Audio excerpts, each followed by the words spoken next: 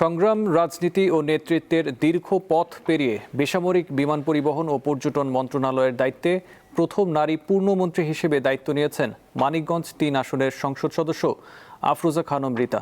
তার এই উত্থানকে ঘিরে আলোচনা এসেছে সংগ্রামী জীবনের নানা অধ্যায়। প্রথমবারের মতো সংসদ সদস্য স্থান পেয়েছেন মন্ত্রিসভায়ও।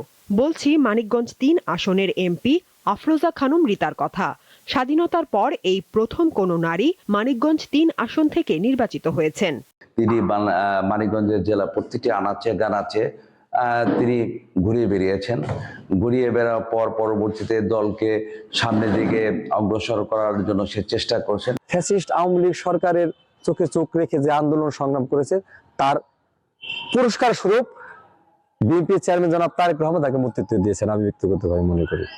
তিনি বিএনপি চেয়ারম্যানের উপদেষ্টা মণ্ডলীর সদস্য এবং জেলা বিএনপির আহ্বায়ক।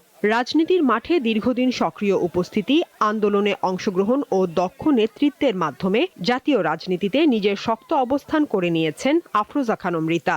২০১০ সালে বিএনপির জাতীয় নির্বাহী কমিটির সদস্য নির্বাচিত হন।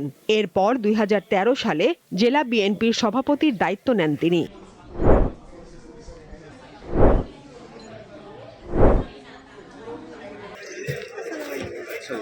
বাবার হাত ধরে রাজনীতিতে আসা তার। তিনি মুন্নু গ্রুপ অফ ইন্ডাস্ট্রিজের চেয়ারম্যান। তার বাবা প্রয়াত শিল্পপতি হারুনুর রশিদ খান মুন্নু ছিলেন মানিকগঞ্জ ২ ও মানিকগঞ্জ ৩ আসনের ৪ বারের সংসদ সদস্য, মন্ত্রীও ছিলেন তিনি।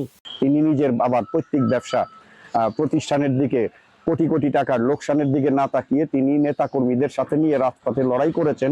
নেতাকর্মীরা জেল জুলুমে, তখন সে তার পরিবারের খোঁজ নিয়েছে, তাদের জেল থেকে বের করার জন্য সব রকম ব্যবস্থা করেছেন। হারুনুর রশিদ খান মুন্নু দম্পতির ২ মেয়ের মধ্যে আফরোজা খানম রিতা ছোটবেলা থেকেই মেধাবী। এইচএসসি পরীক্ষায় মেধা তালিকায় সারা দেশে ৮ম স্থান অধিকার করেন তিনি। ঢাকা বিশ্ববিদ্যালয় থেকে পড়াশোনা শেষ করে ঘরে বসে থাকেননি, বাবার ব্যবসায় হাল ধরেছেন তিনি। মানিকগঞ্জের যে গ্যাসের একটা সমস্যা, সে গ্যাসের সমস্যা, মানিকগঞ্জে ইয়াং ছেলে পেলে যারা আছেন তাদের খেলাধুলার সমস্যা, ঢাকা থেকে সরাসরি এক্সপ্রেসওয়ে করার যে ওনার চিন্তা চেতনা, উনি অবশ্যই এই কাজগুলো করবেন বলে আমরা মানিকগঞ্জবাসী বিশ্বাস করি। জাতীয় রপ্তানিতে বিশেষ অবদানের জন্য মুন্নু সিরামিকের চেয়ারম্যান আফরোজা খানম রিতা ২০১৬-১৭ অর্থ বছরে স্বর্ণপদক পান। সিরামিক টেবিলওয়্যার পণ্য উৎপাদন ও রপ্তানির জন্য ১২তম জাতীয় রপ্তানি ট্রফি অর্জন করেছে মুন্নু সিরামিক। এর আগে সিরামিক শিল্পে ২০১৮ সালে সিআরপি নির্বাচিত হন। আফরোজা খানম রিতার সংগ্রামী জীবন রাজনীতিতে নারীর অংশগ্রহণকে আরও উৎসাহিত করবে এমন প্রত্যাশা সকলের।